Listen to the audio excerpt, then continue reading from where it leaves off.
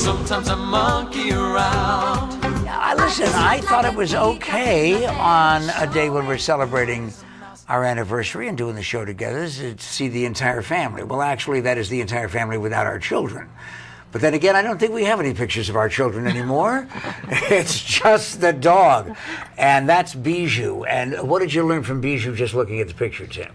Very calm soul, a very heart connection. I think she's really connected with you in particular, Duffy.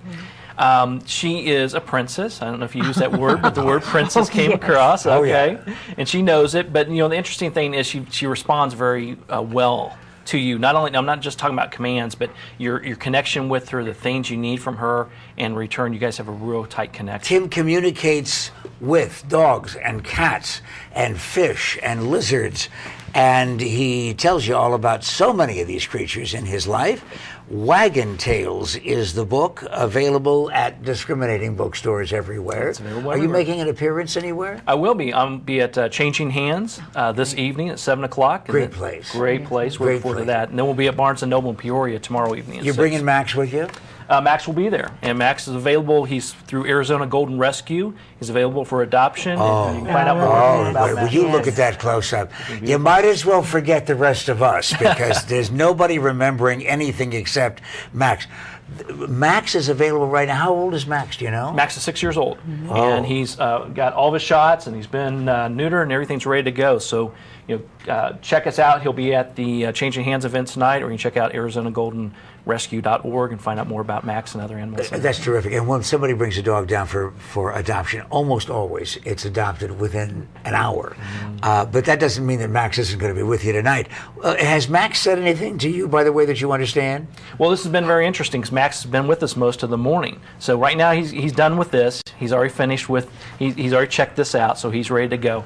He needs some... You're saying Max is bored with the show. Well, he's done. Not with the show, never with you, Pat. He's fully in tune with that. But more so than Matt, he was dropped off at the Humane Society before the Arizona Golden Rescue rescued him. I don't think it's ever been explained to him why he was dropped off. And so we need to explain, whenever those situations happen, we need to explain what the situation is, what he needs to do, and why it's going to be a good thing. So to make sure he fully understands, we understand it had nothing to do with you, Max. You're a great boy. I need you to be a good, strong, healthy boy and find the right and perfect home, and that'll make you very happy. It's kind of like kids going through divorce. Let them understand it's not their fault. It's exactly like that. And so when I talk about talking to your animals, I'm talking about being very succinct and explaining yourself in that manner. What it is, what they need to do, and why it's going to be a good thing. Well, everybody says dogs have no concept. I'm talking more about dogs. I've had a lot of cats too, and they're great. But they have no concept of time, and I find that not to necessarily be true. Oh, absolutely. They know time. They know time of day. We have our schnauzers. We have 2 schnauzers that we rescued, and they have us on a schedule you wouldn't believe. An interesting thing is they get a particular treat at 11 o'clock Eastern time every day. Now, if the clock changes, they know that, and it takes them about a week to catch up with the daylight savings time. So they know exactly 11 o'clock, and they could get up at 10 o'clock or 7 o'clock or 9:30, and when 11 o'clock hits, they come and paw us and let us know, hey, it's treat time. Is communication different with different breeds? I mean, you've got a golden retriever here. Everybody loves them. We love our golden doodle. You've got schnauzers.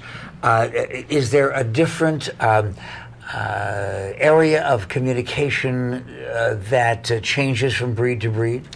The breed doesn't matter, or the type of animal really doesn't matter. It's based on the individuality of that particular animal. So whenever they say, oh, well, this breed is one of the smartest breeds there are, that doesn't matter. I don't believe so. I think each one of them, I've seen breeds that are supposed to be very intelligent, and some of the animals have a little harder time catching up with things. So I think you really have to boil it down to what is the personality of that particular animal you're working with, and how do you work with them and live with them the best way you can. Please do me a favor. Now, this is a life-changing experience for me, Tim. I've waited for you my entire life, somebody like you, to answer this question. Right. What the hell is with cats? What is it that they want? What's going on? I don't understand them at all. I can appreciate them. I can pet them. I can be affectionate toward them. I just don't understand them. Right. Well, they say that cats were treated as gods or goddesses in past history, and they still are today. I think is the catchphrase. I always get the feeling that cats think of humans as their servants. Yeah, well, it's really no different. Whether we're talking dogs, cats, whether we're talking turtles or elephants, it's based on the individual personality of that particular What do animal. they think of us as humans? You mean cats or No, animals in general? yeah. Well, they obviously come into our lives for a mission and for a purpose. So Really? each one of them are there. And we're talking about something much deeper than just providing love and companionship. We're talking about they could come into your life as a teacher, teach you about how to love again, how to get you through a tough situation. If you're going through a divorce, it'll teach you about that. Well, that sounds like a spiritual link. Well, I've had many experiences. I've dealt with hundreds and hundreds of animals and their owners, and when we start to communicate with the animals and we get information back, the ahas come in, and the owners say, you know what, that cat was given to me when I was going through a tough time in my life, and that cat passed on as I was getting back on my feet again. What happens though when animals are mistreated? Well, obviously, it's a sad situation, and we got to wake ourselves up as humans to get to the level of our animals and treat them with respect. The nice thing about animals is they don't hold on to their past, and we talked about that a little bit earlier. So though they understand the mistreatment and though it's going to have some challenges for them, in reality, they're living in for today. So though you may have treated them bad in the past, they won't hang on to that. They'll live for what they're supposed to be doing today. When we pass away, and they have passed away, do we get together? Well, and my belief is yes, we do. So you believe they have souls? They have souls. You can call it souls. You can call it energy, however you want to label it. But we're all brought into a form, into a body, and we're here to fulfill our mission and purpose, and then we leave. Quickly, you talked about energy. Native Americans believe that they see different energies than we see, so they see people that are passed. And how do you feel about that? Is that something that they tell you about?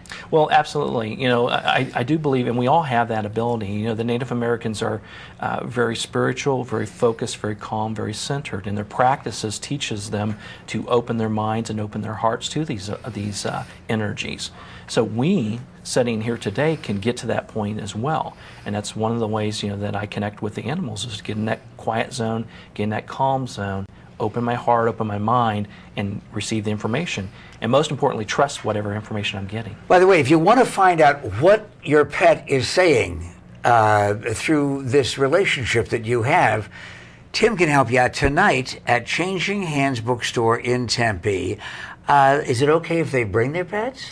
You can bring the pets in, and we'll probably won't be able to do individual consultations, but I'd love to see the animals out there. Okay, now there's Max. Please try to avoid Bengal tigers and pythons, if you will, because they frown on that. However, you can find out about how to find a lost pet through the whole method that is used in Wagging Tales by Tim Link. The book will be there, Tim will be there, and so will Max, maybe on his way to your house. This is Pat McMahon. Stick around, Duffy, and I'll be right back.